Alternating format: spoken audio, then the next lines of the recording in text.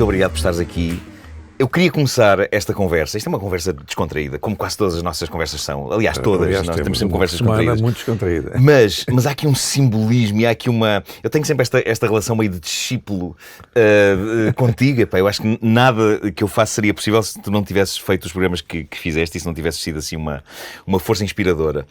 E isso, eu muitas vezes, quando nós subimos ao palco para fazer o Christmas in the Night, aqui o nosso show anual da rádio, eu dou para mim muitas vezes a pensar que, de facto, perante aquela sala cheia, eu penso, isto faz parte da árvore genealógica da Febre de Sábado de Manhã. Esta ideia de que a rádio pode sair do estúdio e pode ser um espetáculo. Tu começaste isto... Pois, do zero, mas tu com alguns ensaios. Do momento em que pensaste, ok, isto pode ser mais do que estar num estúdio e as pessoas estarem em casa a ouvir ou nos carros. Como é que isso foi? Isso foi quase completamente intuitivo, mas eu fiz um ensaio geral, ou fiz vários ensaios gerais, como eu fazia diariamente a grafenola ideal, das 10 às 13, comecei a sentir que estar 3 horas dentro do estúdio não era o suficiente, e mais do que isso, como os ouvintes correspondiam a tudo aquilo que telefonicamente eu sugeria, tudo aquilo que eu lhes pedia para virem cá. Sim. Houve um dia, apenas para citar um exemplo, houve um dia que eu disse, eu hoje não tomei pequeno almoço.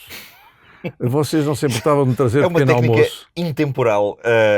E então nós tivemos durante o dia, já era a hora do lanche, ainda estavam pessoas a chegar. Isso é incrível. Cerca de 2.000 pessoas que vieram cá trazer pequenos almoços absolutamente opíparos. Portanto, você pensava, bem, se eles vêm cá, eu também posso ir para a rua. E a partir daí, todos os dias, eu saía, a Margarida Mercedes de Melo, ou outras vezes a Helena Ramos, ficavam em estúdio. E eu ia lá para fora agitar as massas. Sim. Lembro-me que talvez uma das mais interessantes foi no verão, a propósito do Echo Beach, o tema, deves conhecer com certeza do Echo Beach, lembrei-me, eu vou pôr as pessoas todas na praia, a escavar uma praia. E de madrugada, eu e o António Barra, porque éramos muitos, éramos dois, a fazer o programa. Eu e o António Barra. É verdade. O António Barra, que era a minha barra direita e esquerda, porque ele é enorme ainda por cima. Fomos para a praia de Carcavelos com umas prendas muito rosqueiras, porque não eram automóveis, nem nada dessas coisas, e enterrámos essas prendas na areia ao longo da praia de Carcavelos. Sim. E no dia seguinte, de manhã, eu dei uma aula de ginástica ao vivo na praia de Carcavelos. E em determinada altura digo, só que nesta praia estão enterrados uma série de presentes, tesouros, que vocês podem descobrir. Felizmente a televisão estava lá. Sim. E então, quer dizer, há coisas extraordinárias das pessoas a fazerem buracos em todo o lado da praia e há até um plano genial que é um cão a escavar a areia. O próprio cão. A escavar também a areia. A participar no... E depois lá receberam umas coisas, uns discos, uns singles, umas coisas. E as pessoas vinham em fato de banho aqui buscar a prenda. Alguns vieram aqui em fato de banho buscar a prenda. Todos cheios de areia e tal. Portanto, quer dizer, a minha ideia foi, vamos brincar com as pessoas, vamos tirar o melhor partido dela. Houve uma manhã que estava muito, mas muito frio. E eu disse, eu vou para o Rossio premiar a pessoa mais agasalhada, a que trouxer mais pullovers, camisolas, não sei o quê. Bem, vocês não fazem, pareciam os bonecos da Michelin, porque apareciam lá alguns que traziam 22 camisolas umas em cima das outras e tinham que tirar todas a contar para ver. Enfim, era uma forma de brincar com os ouvintes e eles brincarem connosco. E depois comecei a perceber que isso era assim.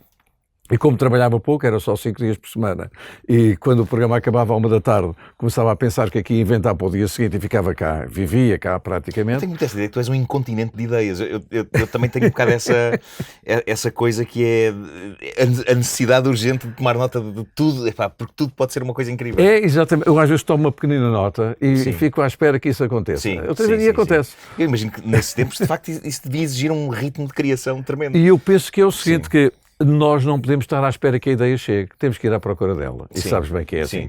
Eu não estava... Bom, talvez me inspire para amanhã. Não. Como é que eu agora... Por exemplo, eu fazia uma aula de ginástica todas as semanas aqui, que era o Mexa-se, com a canção do Juca Chaves, não é? Que chama-se Mexa-se. E há, por tal sinal, também uma vez veio cá à televisão e há planos meus. E o professor João Oliveira Duarte, que era um amigo do peito, que já não tenho, o amigo tenho, mas não está comigo, os dois, enquanto dávamos aula de ginástica, mexíamos também. Portanto, há planos em que eu estou a fazer flexões em cima da mesa com os giradiscos, que é uma coisa genial. Aliás, há fotografias, se não me engano, disso, não é? Há até uma pequenina filmagem disso. Sim, procurem e vão ver. E entretanto, há um dia, o administrador, o presidente do Conselho de Administração, era um colega meu. Tinha sido meu colega, o João David Nunes, do Espaço 3P, era tão locutor quanto eu, mas pronto, foi fazer aquilo para o qual ele também tem muita vocação, que é mandar em pessoas e coordenar pessoas, que não é nada ao meu género. E um dia eu fui lá e disse: olha, eu gostava de fazer uma coisa ao sábado. Mas estás a trabalhar 5 vezes por semana? Não me importa trabalhar 6 vezes por semana. O que é que querias fazer ao sábado? Queria fazer um programa de rádio num palco, com gente a ver. Então, mas isso achas que resulta? Vai resultar. E espaço. No fundo, andaste a cozinhar isso na Grafenola Ideal. Foi uma espécie de mesmo de tubo de ensaio para depois, ok, exatamente. Isto funciona. Comecei a ver que as pessoas funcionavam. Por exemplo, hoje em dia faz essa prova chamada pontapé. Sim. Agora eu diria à maneira do Herman, foi-me roubado. Porquê? Porque a pontapé quis eu fazer. Sim. Não consegui fazer, mas fiz uma maratona com saída da porta aqui do rádio até ao Nimas. Sim. Vieram milhares de pessoas. Só que eu para aí com o João Oliveira Duarte, para aí uma semana antes ensaiámos. Fomos nós a correr. Fizeram um percurso. Eu hoje em dia não passaria ali da esquina, mas naquela altura fui daqui até à Avenida 5 de Outubro a correr para ver mais ou menos quanto tempo é que demorava. Mobilizámos as pessoas e saiu daqui uma multidão até ao Nimas. Sim. Depois pedi à empresa que liderava a ponte e ao Ministério do Interior, não sei o quê, uma coisa para fazer a pontapé, que era atravessarmos do lado de lá para cá. Foi proibido. Agora já não é, mas ainda bem. Sim. E então subi a escada e disse ao João: eu quero fazer isso. Então, e sítio? Então nós somos proprietários de um cinema, porque a Rádio Comercial era proprietária do Nimas. Do Nimas. Ok. Pronto, fomos para o Nimas. Não sabia que havia essa ligação. Exatamente, éramos proprietários. Fomos para o Nimas, eram 180 pessoas, 180 jovens ali sentados a ver, na primeira semana. Porque na segunda semana eram 360, já estavam 2 em cada cadeira. Na terceira semana, o polícia e o bombeiro já voltavam costas, porque também gostavam de estar a assistir, e depois a gente também lhes dava uns singles e aquelas coisas. Nada de corrupção, mas uns singles para levarem para casa, para os filhos. Sim. E então já estavam as coxias todas cheias, tudo quanto era insegurança estava ali garantido. Claro. E pronto. E depois comecei a perceber: isto aqui já não dá, porque os jovens iam acampar para a Avenida 5 de Outubro, na placa central, de véspera. Uns levavam já as tendas, os iglus e tudo, e ficavam lá, para poderem entrar com o barra à porta, com aquele físico, para controlar os bilhetes, porque havia umas meninas, particularmente as meninas, vinham com o bilhete na mão e os malandros roubavam-lhes o bilhete. Elas vinham para entrar e roubaram-me o bilhete, ela ficava sem bilhete. E outros metiam-se ali nas escadas. E o que é mais engraçado é que muita gente que morava ali naqueles prédios, durante a noite, ia lá alimentá-los. Era chazinhos, era cafés, era chocolate, era não sei o quê. E os miúdos no dia seguinte entravam, quando digo miúdos, era malta de 15, 16 a 17 anos, porque eu hoje em dia divido mais ou menos as pessoas que dirigem a mim. Você, 45, 50, febre de sábado de manhã, Passeio dos Alegres. 35, 40. Clube Amigos Disney. Claro, eu vou dividindo aquilo claro. por targets. Pronto, e assim nasceu, o programa foi crescendo. Depois começámos a fazer em pavilhões gimnodesportivos, todos. Isso é alucinante. Fizemos o Sporting. Claro. E depois entramos. Eu fiz um que parecia um Woodstock, que foi lá embaixo das azoteias. Sim. Muito giro, porque esse era mesmo completamente ao ar livre. As azoteias eram um complexo turístico, e tinha um terreno enorme, e portanto o Algarve aterrou ali todo. E depois fiz o estádio de Alvalade com 50 mil meninos a assistirem. Isso é alucinante. Isso é mesmo alucinante, sim. E depois fizeste uma coisa muito interessante, que é, no fundo, estas experiências da rádio, tu acabaste por aplicá-las de certa maneira em programas como o Passeio dos Alegres, ou seja, no fundo havia o mesmo espírito da rádio que tu depois levaste para a televisão. Eu penso que não é por estar na rádio. Ou seja, já fazias uma rádio muito televisiva, bem dizer. Era, porque a minha rádio já era visual. Sim, exatamente. Eu fazia uma rádio visual, não é? Sim. E depois pensei, bem, isto agora era capaz de ser interessante um dia fazer sem televisão, mas não fui lá bater à porta. Foi a Maria Elisa que me telefonou e que me disse: olha, eu tenho aqui um espaço de 4 horas e meia a 5 horas todos os domingos para preencher. Tens alguma ideia? Eu disse, tenho, não tinha nenhuma, mas pensei, se calhar... É óbvio que ia aparecer. Daí a um minuto já devias ter 20. E depois, quando fui para casa, assim, Sim. tenho que ter uma ideia. E lembrei-me, porquê Passeio dos Alegres? Porque sou do tempo, ainda hoje existe, mas penso que menos, o pai e a mãe e a avó e as crianças metiam-se no carro, iam dar uma volta à Sintra, paravam no Preto para comprarem umas queijadas, o pai ia ouvir o relato, a avó ia a fazer crochê, os miúdos paravam para fazer xixi, depois davam a volta e iam para casa muito felizes. Sim. Estavam todos muito Sim, felizes. sim, sim. E depois também, isso é o Passeio dos Tristes. Portanto, agora fazer uma coisa que é o Passeio dos Alegres. O que é que aconteceu? Claro. As pessoas passaram a ficar em casa. Sim. Houve uma Sim, altura sim, em que sim, o programa tinha, vou surpreendê-los, 95% de share. Sim. Portanto, era o país parado. Claro, claro. E aconteceu uma coisa, que aqui há bem poucos dias, publiquei no Facebook, se vocês Eu forem lembro, lá enquanto ver. espectador, repare, eu lembro-me que era um compromisso, havia uma ideia de compromisso. Epá, nós A tínhamos minha aquilo. mulher, que tem 48 anos, foi proibida de ir ao estado de Alvalade, que o pai não deixou, Sim. não ia para o meio daquela malandragem, porque era muito jovem. Entretanto, conta-me que punha uma mantazinha nas pernas e ficava a ver. E pedia sempre ao pai, olha, o Júlio está a pedir hoje para cá, nós lá aparecemos com uma gaiola com um canário. Nós temos canário cá em casa, podemos dar, não, tu não vais hoje. E ela, coitada, nunca concorreu. Mas concorreu o João Baião, que eu fiz um concurso, faça da sua cabeça o que quiser. Lembro-me perfeitamente. Isso é maravilhoso. Faça da sua cabeça o que quiser, que é arranjei uma mesa enorme com uns buracos Sim. e com aquelas campânulas, não é, de restaurante gourmet, e eles faziam da cabeça o que quisessem e punham-se lá por baixo e punham lá a campânula por cima. Sim. E eu, portanto, ia para ali fora, levantava e as pessoas, um deles foi o João Baião. Muito Concorreu, bom. não sei o que. Eu lembro-me Como é que que havia tinha a um que cabeça já agora? levava o cabelo com lâmpadas a acender e a apagar. Mas é que isto acontecia Isso é muito num tempo elaborado. de reação de 4 horas e meia. Claro. É porque eu não dizia na véspera, eu sabia logo o que é que ia fazer na semana seguinte. Sim. Portanto, eu dizia às 2h30, depois o programa foi crescendo, chegou às 5h30, começava às 2h30 e acabava às 8h, já entrou na altura. Sim. Eu dizia às 2h30, não sei quê, e as pessoas apareciam. Uma vez tivemos lá um fulano, um grande músico cabo-verdiano, chamado Travadinha, que tocava Rebeca, não é propriamente violino, Rebeca, que nunca tinha vindo a Portugal. E vivia lá na sua ilha, muito tranquilo, e era uma figura icónica da música cabo-verdiana. E um dia lá arranjei maneira, através de várias influências, que o senhor Travadinha viesse ao programa. O Travadinha entrou no programa, acompanhado com uns músicos, penso até emprestados pelo Bana. O Bana tinha o Monte Caro, ali um restaurante cabo-verdiano, e o Travadinha deu um show de Rebeca extraordinário.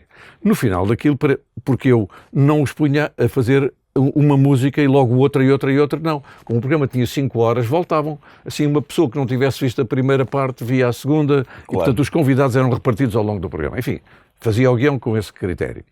E entrevista o Travadinha e diga assim ao Travadinha: Ó Travadinha, você tem assim... Bem, nunca tinha andado de avião. Foi bom, não foi? Foi bom. Ele nem sei se reparou que tinha vindo de avião. E depois, ó Travadinha, tem assim algum desejo especial? Ele assim, eu gostava tanto de ter uma telefonia. O homem não tinha telefonia. As músicas que ele tirava de ouvido, ouvia provavelmente na tasca, ou em casa de outras pessoas, que ele não tinha telefonia. Eu assim, bem, isso é que era giro, era ter uma telefonia, não é? Pronto, o programa foi andando e começaram a chegar telefonias, eu devo dizer, às dezenas, todas a trabalhar. E aquilo foi improvisado a um momento, e lá digo ao Barra, nós, no último intervalo, vamos encher o chão do estúdio com todas as telefonias. E, portanto, baixámos as luzes, enchemos aquilo, e quando o Travadinha vai tocar, nem deu por nada, vá lá, comece lá a tocar. E o homem toca mais um número, e eu disse assim, o que é que o Travadinha disse? Queria ter uma telefonia. Então, a luz subiu e à frente estava um mar, mas um mar de telefonias. Agora escolha, coitado, ele não sabia o que é que havia de escolher. Depois, não sei qual é que escolheu, já não me lembro, não é? Sim, mas pronto. E depois devolvemos as outras todas, as pessoas estavam à espera. Sim. Enfim, Mas essa química é magnífica. Era Isso vinha da todos os rádio. dias isso eu vinha muito do espírito da exaltava-me rádio. para pensar numa coisa. No entanto, estamos a comemorar os 40 anos da Rádio Comercial, mas na verdade tu já fazias parte desta casa antes da Rádio Comercial. Pois, muito antes. Mas, Muito olha, antes. estamos exatamente no estúdio onde eu fiz as minhas Quais provas. são as memórias da tua primeira entrada Aqui, nestas instalações? Neste estúdio. Neste estúdio. Entrei por aqui dentro Estamos a falar de que ano? em 1967. Ok. Entrei por aqui dentro. Ainda Rádio Clube Português? Ainda nessa Rádio altura? Português, para fazer provas com o Sr. Álvaro Jorge, que era o diretor-geral desta casa, um homem muito exigente, que tratava toda a gente por tu e por filhos. Os meus filhos. Ó filho para aqui, filho para lá. E pôs-me aqui a ler um texto em francês, um texto em inglês, depois um noticiário, depois deu-me um romance, que eu já não lembro qual era, para ler umas páginas, e depois mandou-me fazer um improviso, uma coisa muito fácil.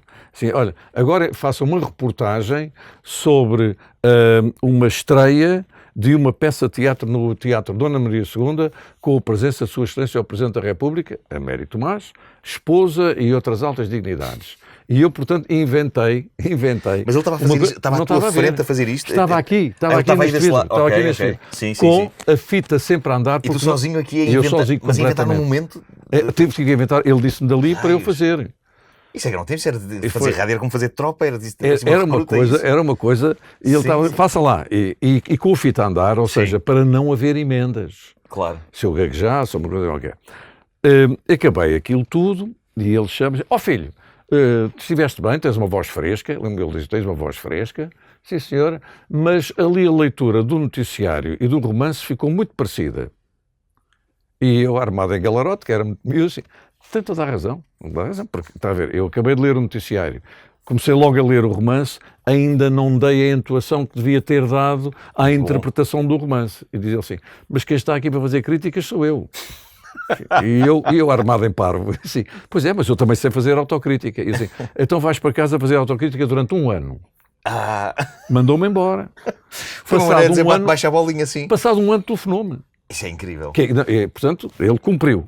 Castigou-me e passado um ano, portanto, eu fiz as provas em 67 Sim. e estreei-me no dia 1 de junho de 1968. Tinhas que idade nessa altura? Eu tinha 22 Sim. e estreei-me aqui.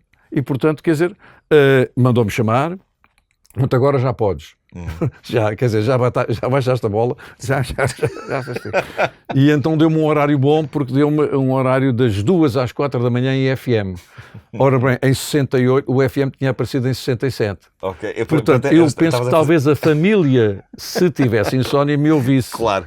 Não havia mais ninguém para ouvir. O que era bom, porque pude dizer os disparates que havia para dizer durante 2 horas. Punhas música e falavas? Era música, era essencialmente musical e a apresentação da música e algumas pequenas intervenções normalmente relacionadas com os noticiários. Sim. Mas só fait divers. Portanto, eu ia aos noticiários e as notícias de fait divers, coisinhas relacionadas com o cinema, com as artes, com uma palermice qualquer, muito menos do que há hoje. Hoje há muito mais palermice para a gente ler, mas lá retiravam uns telex e compunham o ramalhete. E lembro-me que o primeiro tema que passei foi o Cat Stevens, Matthew and Son. Ok. Foi a primeira faixa que eu larguei na minha sim, vida. Sim.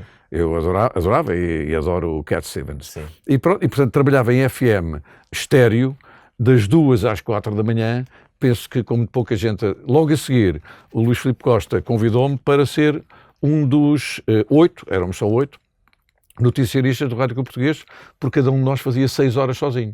Isso era Fazia bueníssimo. 6 horas sozinho de noticiários. Portanto, escrevíamos os noticiários, gravávamos os RMs, em fita, é evidente. RMs, registro magnético. Registro magnético, para Eu quem ainda não sou o tempo dos souber. RMs, é verdade. Exatamente. fitas. E fazíamos o seguinte, é que como o Manel Bravo, que era um dos nossos colegas noticiaristas, era um homem das Arábias no que respeitava à eletrónica da época, eu diria mais à eletricidade da época, ele tinha arranjado maneira do nosso telefone estar ligado à rádio. Qual era a rádio que estava ligada? Era a BBC de Londres, que era para nós ouvirmos coisas que eram cá proibidas, coisas de um país livre. E também chamadas telefónicas de fora, e portanto fazíamos muitas entrevistas, que era só fazíamos muitas entrevistas apenas pelo telefone, outras coisas registávamos a BBC quando era possível, e íamos aos telex, recortávamos os telex, remontávamos os telex, às vezes líamos os telex antes dos senhores coronéis dizerem se a gente os podia ler ou não, correndo os riscos inerentes a esse facto, E quando as coisas estavam um bocadinho mais tremidas, entrava um senhor, cujo nome não vou citar, já lá está, mas tem muitos descendentes. Sim. Assim, então vamos lá ver o que é que está aqui nos noticiários. Li assim, mas quem é que mandou ler isto? Assim, nós lemos. Concretamente, o grande problema era a guerra colonial. Claro, claro. É. Mas isso é interessante porque nós aqui damos a liberdade como um dado adquirido e dizemos as maiores alarvidades todas as manhãs no ar. Isso às vezes Agora, dá-me prazer e irrita-me. Mas nós, sim, Quando não sabem utilizar como deve ser. Estava a contar isso e eu estava a pensar, de facto, nesta casa onde nós hoje dizemos tudo e temos a liberdade para criar tudo, havia um gabinete de um senhor cuja missão era precisamente detectar irregularidades que eram feitas no ar e dar traulitada. Exatamente, claro, exatamente. Claro. Foste muitas vezes chamado a atenção, eu tenho dar voltas. Eu tenho com ele dois, tive vários, mas com ele tenho 2 episódios extraordinários. Uma vez fiz uma peça, curiosamente para pôr no programa que eu fazia aqui todas as tardes, que era o CDC, Clube das Donas de Casa, nada mais do que a de Natal. Tipo assim, uma coisinha. E eu fiz uma coisa perto de punk rock. Não, fiz uma coisa sobre o António Leixo. Mas como era gravado, tivemos que mandar a gravação primeiro. Claro. Montei a peça, uma locução, umas músicas, uns textos, umas quadras do Aleixo e tal. Mandei. As quadras do Aleixo normalmente eram e são, felizmente, sob o ponto de vista social, bem interessantes. Sei que pareço um ladrão, mas há muitos que eu conheço que não sabendo o que são aquilo que eu pareço. Sim, e, portanto, e outras coisas que tais. E eu então mandei. O homem manda-me chamar, sim. Mas que é isto? Tu estás a fazer uma coisa com este homem, pá. Com este António Leixo. Então, mas é um poeta, pois é um poeta. Lá está, na Argélia, todas as noites a falar contra o país e tal. Eu disse, senhor, é que não é António Leixo, é Manuel Alegre. Ah, pois, era Manuel Alegre, o homem tinha-se enganado. Mas ele pensava que era o Manuel Alegre. A censura era intrinsecamente estúpida, não é? Graças a Deus, às vezes. Claro que sim.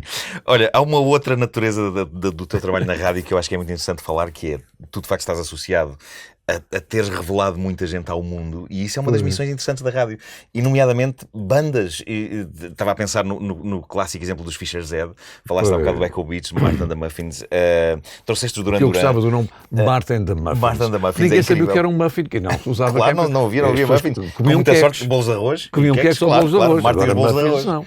Claro. Que memórias é que tu tens desse gozo de revelar algo? E depois olhas para trás e pensas, porra, os Duran Duran são os Duran Duran. Tem dois mecanismos. Tem 2 mecanismos. Primeiro, a procura e depois a oferta. Sim. Primeiro comecei à procura. Não tínhamos cá ilusões, não é? Claro. Tive que procurar. E, portanto, o que é que eu fui procurando? Para já, fui procurando ter audiência. E a Grafonal Ideal tinha uma audiência espetacular. E depois ia uma coisa que hoje em dia, infelizmente, há pouco, que era gente que cantava em bares. E em bares descobria-se muita gente que cantava bem.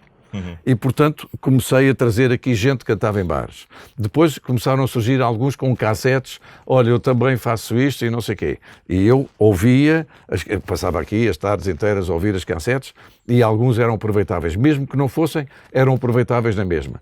Criou-se um movimento de tal maneira que, em determinada altura, houve bandas que gravaram de uma semana para a outra. Júlio, gosta disto? Gosta. Então está bem. Iam gravar e apareciam com o disco e tudo prensado.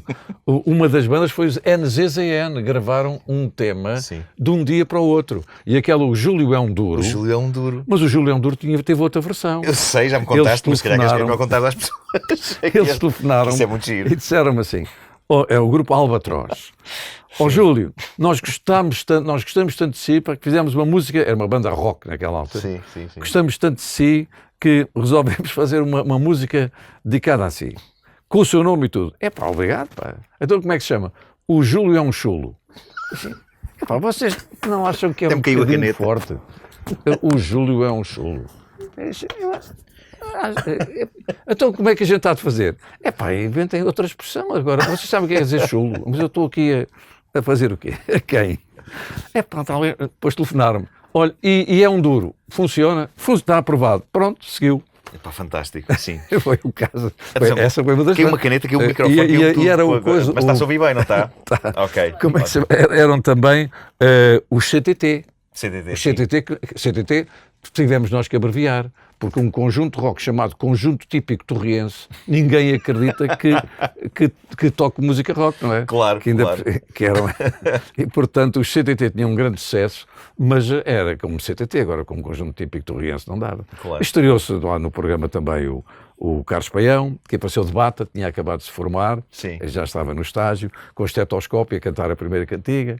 Foi lá o Rui Veloso, só com viola, fazer o Chico Fininho, Sim, porque nós não tínhamos espaço. E entretanto, depois, as editoras começaram a perceber que isso funcionava e começaram a dizer: Júlio, há aqui uma banda chamada Duran Duran para vir. Primeiro até foram outros. O meu primeiro grande convidado estrangeiro foi o Steve Harley e os Cockney Rebel. Depois foi a Sheena Easton. E depois a coisa foi andando para aí fora. O que tem mais graça é que eu tenho a primeira página do Billboard, Júlio Isidro, top disc jockey em Portugal, o grande promotor naquela altura dos neorromânticos. Claro, que claro. Eram os Spandau Ballet, claro. eram os Clássicos Nouveau, eram os Duran Duran e tal. E pronto, e a partir daí É muito engraçado, tu conheceste essas bandas todas quando elas ainda não eram bandas muito grandes, estavam a começar e iriam explodir e tu estiveste com eles assim. Mesmo em 81 eu fui ao Brasil e trouxe, por exemplo, um fulano que eu entrevistei nas escadas do hotel, porque nem entrámos no Hotel Glória, onde eu estava, mas não deixaram lá fazer dentro. Portanto, na escadaria do Hotel Glória, entrevistei um jovem chamado Javan. Sim. E então trouxe o Javan, não é? E comprei o primeiro disco de um fulano chamado Ivan Lins, que era um LP, mas era em mono. E eu trouxe o Ivan Lins, e agora em dia é o Ivan Lins. Sim. E as Frenéticas, quando apareceram, estrearam-se no programa. A banda Os Nazareth também, o Status Quo. Enfim, quer dizer... Sim, é um rolo impressionante. Mais de 500, sei lá. Tu és uma pessoa que tem todas essas histórias incríveis do passado e prezas muito o teu passado, mas nunca és alguém que eu olho como alguém que está sempre a olhar para o passado. Tu estás sempre no presente e estás sempre no futuro também. E isso é incrível com a carreira que tu tens. E eu acho que este é o momento para agora contarmos estas histórias todas do passado. Como é que tu vês a rádio hoje e como é que continuas a fazê-la na concorrência? Mas como é que tu vês isto tudo e o facto de haver os podcasts e de... Aliás, eu já te aconselhei a teres o teu próprio podcast. E agora que tem que ser. Agora que tem que ser. Vai ter de acontecer. Tem que ser. Como é que tu olhas para isto tudo? Eu olho com um grande otimismo. Digamos, se algumas correções eu pudesse fazer, era primeiro atribuir ao Sr. Nuno Marco e a outros grandes radialistas que há aqui e noutras estações o direito de fazerem os seus programas com escolha musical e tudo. Porque, quer dizer, isto para mim é fundamental. Agora, haver alguém que defina o nosso perfil... Se eu pusesse o meu gosto musical aqui, eu ia ficar muito contente, mas se as pessoas depois não queriam ouvir... Isso é o que não é nada. E depois os programas deviam ser um programa do não sei quantos, porque as pessoas iam à grafenola ouvir o Júlio Isidro. Por exemplo, passava muita música brasileira na companhia de um amigo que era o Duda Ganes, que era um grande jornalista brasileiro que vivia em Portugal, e com quem eu tinha uma rubrica chamada Conversas de Botequim. E depois eu passava a música brasileira que eu queria. Quando fui ao Brasil, lá está, entrevistei o Javan, entrevistei a Simone, que ainda tinha saído de jogadora de basquetebol há bem pouco tempo. Entrevistei a Fafá de Belém, à distância, porque ela era muito volumosa e não dava para aproximar muito. Entrevistei a Zezé Mota, sei lá, o Gonzaguinha e o Gonzagão, o pai, não é? Enfim, toda essa gente, eu trazia para aqui os discos e estreava. Por exemplo, eu creio que tem que haver por parte das estações de rádio uma grande confiança nos seus profissionais. E eu creio que essa diversidade, muito embora, naturalmente, mantendo uma linha que seja comum à rádio. Sim. Mas não no sentido, este disco tem não sei quantas execuções por dia. Mas não achas que o público também estará destreinado da ideia de, ok, vou ouvir coisas novas? Eu adorava que o público estivesse com essa disponibilidade. Mas está limitado. Porque é uma questão de desafio. Nós temos que ter confiança também no público. É a rádio ter confiança nos profissionais e a rádio ter confiança no público. Saber que o público vem connosco se acreditar em nós. Eu lembro-me que ia com muita frequência ao Valentim de Carvalho e à Melodia, que no fundo era a Rádio Triunfo, não é? Sim. Ali à Baixa, ia ver os discos que eles não queriam editar. E havia contratualmente uma obrigação internacional de derreterem os discos que não podiam editar. Que era uma coisa... E eu ia lá muitas vezes, estava lá até um colega meu também da rádio, o Carlos Lacerda, que fazia um programa que eu fiz também aqui, o Talismã, que era também um programa... O meu era o período mais cedo, que era das 7h30 às 9 da manhã. E eu lembro de ver os discos no chão e começar a olhar, e dou-te só 2 exemplos. Há um que eu olho para uma capa muito escura, com um fulano mais ou menos em contraluz, encostado a um piano, e a editora chamava-se Asylum, portanto, manicômio. Isto é engraçado, porque muitas vezes era só pela capa. Sim. O rapaz chamava-se Tom Waits. E eu disse, posso levar isto para casa? Levei para casa, ouvi um fulano com uma voz rouca a cantar, mas Claro. Isto é capaz de pegar. Passado dias estava o Carlos a dizer assim, olha, não te importavas de devolver o disco para nós prensar, porque o disco foi prensado a partir de um disco já usado. Mas isso não tem importância nenhuma. Sim. E então o Tom Waits passou a ser uma vedeta, porque eu tive aquela aventura. Peço desculpa de estar com esta exibição de vaidade, mas é verdade. Exibir sem qualquer problema és tu. Eu acho que... E também lá no Valentim... Não foi no Valentim, foi também na Rádio Triunfo. Com o currículo. Foi com a música francesa, que eu gosto muito de música francesa. Vi também uma capa encarnada com o senhor com um cabelo napoleónico, chamado Serge Lama. E a canção chamava-se, a primeira do LP chamava-se Je suis malade. Assim, je suis malade, deve ser de dor de cotovelo. Levei para casa, ouvi, realmente ele está doente de dor de cotovelo. E tem uma outra ainda mais engraçada, Les Petites Femmes de Pigalle, que é sobre as prostitutas de Pigalle, que era uma coisa engraçada. O censor nem se apercebeu, porque era Les Petites Femmes, ele não sabia o que isso queria dizer. Era estrangeiro. Claro. E pronto, lá levei, lá citou, olha, a propósito de estrangeiro, estreiei aqui. Não fui apenas eu. No mesmo dia, numa manhã, estreámos o Je t'aime moi non plus, da Jane Birkin, do Serge Gainsbourg. Esse é puxadito. É puxadito, foi uma colega nossa que nos denunciou. A sério? Exatamente. As poucas vergonhas estão a acontecer ali naquele estúdio. Vejam lá que não sei quê. E então, lá veio o senhor... O que é isto que vocês estão a passar? Com ais e com uis. Pronto, foi a vida. Muito arfanço nesse disco. No dia 25 de Abril, estava afixado na parede do estúdio lá ao fundo, o estúdio lá ao fundo, que não tem nada a ver, o nosso era forrado àquela coisa amarela com furinhos, não é? Eu costumo pendurar as ferramentas na minha oficina, era assim que aquilo era tudo forrado, e estava lá afixado um cartaz com as músicas que eram proibidas. A abrir logo, Zeca Afonso. Os Vampiros, proibido. O Menino do Bairro Negro, proibido. Luís Cília, todos. Era mais fácil. Luís Cília gravava para uma editora francesa chamada Chant du Monde e, portanto, era mais fácil. Estava tudo proibido. Sim. E depois destas canções políticas todas, havia uma que estava proibida, que era O Melro da Menina. O Melro da Menina do conjunto António Mafra. Porquê? Porque aí já eram os bons costumes. Era maroto. Era a política. Olha, o melro da menina. Claro, ele percebeu que o melro da menina devia ser uma coisa qualquer. Claro. Também estava proibido. Eu tenho essa folha em casa. Isso é incrível. Olha, mas voltando agora ao futuro e ao como futuro. É que faz isso? Sim. O que eu vejo, o primeiro reparo, sugestão que eu faria era realmente, mesmo dentro de uma linha geral que a estação obviamente tem que ter, se vocês começassem a passar Stockhausen ou outra coisa, era capaz de não ligar. Já não resultava. Mas ou que passassem apenas música africana ou apenas música brasileira ou fosse o que fosse. Mas dentro do âmbito da música ligeira, eu penso que o generalismo na rádio ainda pega, muito mais do que em televisão. Muito mais do que em televisão. Até pela atitude mais passiva ou de aceitabilidade do ouvinte. O ouvinte afeiçoa-se àquele fulano que lhe conta histórias e que lhe diz coisas. E depois, porque há um papel muito importante por parte do apresentador, que é vender o produto. Tem que saber vender. Quer dizer, para passar os chimalada, a gente tem que dizer, este senhor chama Sérgio Lama, vejam lá, o que ele vai dizer, não sei, que é o que eu faço hoje na concorrência, porque sou eu que escolho a minha música, foi uma condição sine qua non, mas estão encantadíssimos que eu, olha, quando sair daqui vou para lá fazer o programa e hoje vou passar coisas dos Contours de 1957 e depois lembrei-me de passar os Europe The Final Countdown, e depois vou passar a Lili Marlene, mas contei uma história sobre isso. Sim, sim, e portanto as pessoas acompanham a música. Esse é um aspecto. E depois, penso que se a rádio fizer mais o culto da palavra, e aqui até nem sequer funciona uma crítica, que vocês até falam bastante. Sim.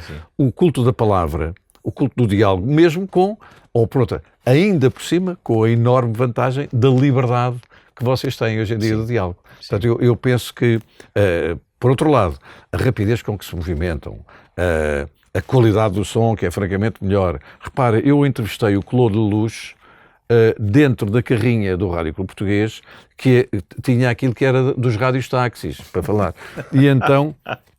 Era a nossa tal. E então fui buscá-lo ali ao Ritz, mas quer dizer, ou ele descia ou o carro não subia para o andar onde ele estava, porque estava preso, não é? Tinha para aí 1,5 metro de cabo. Sim. E o Claude Lelouch veio, sentou-se no banco de trás e eu fiquei ali a carregar na tecla, uma entrevista longa, já estava com o dedo, como ele precisou de levantar-se o dedo, apagava-se a emissão, e lá entrevistei o Claude Lelouch ali sobre o L'Aventure, c'est l'Aventure, penso que foi o filme que ele veio cá apresentar. Portanto, quer dizer, essas limitações hoje em dia não existem, com um equipamento mínimo, vocês têm uma qualidade máxima, eu acho que se devem libertar ainda mais. Vocês são exemplares porque, não reivindico direitos de autor, fico satisfeito com isso, porque fazem os vossos espetáculos ao vivo, porque enchem já pavilhões e tal, e portanto acho que perceberam perfeitamente que a rádio não é só para ouvir, é para ouvir. Sim. E já dizem as sagradas escrituras da rádio, no princípio, era o Isidro. Sem ele, nada disto estava a acontecer. E eu falo por mim. Continuas a ser uma grande influência e fico muito feliz por seres meu amigo agora. Por amor de Deus. Muito obrigado. Um grande abraço, por isso, obrigado. Obrigado.